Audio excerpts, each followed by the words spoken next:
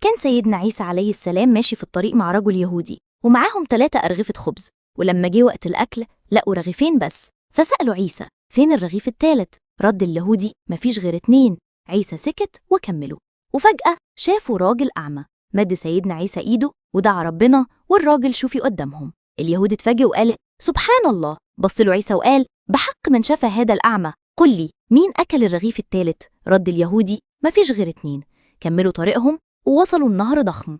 قال اليهودي ازاي هنعدي؟ رد عليه عيسى قل بسم الله وتعالى ورايا، ومشيوا فوق المية. اليهودي كان هيطير من الصدمة، وسألوا عيسى للمرة الثالثة فين الرغيف الثالث؟ وما زال مصمم ينكر. وقتها عيسى جمع 3 كومات تراب ودعا ربنا فتحولوا ذهب.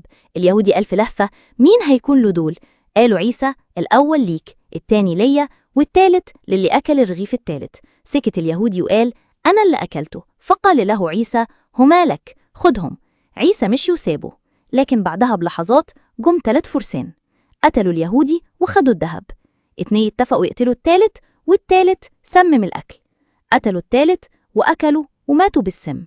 رجع سيدنا عيسى لقى 4 جثث والذهب زي ما هو، وقال بهدوء هكذا تفعل الدنيا بأهلها.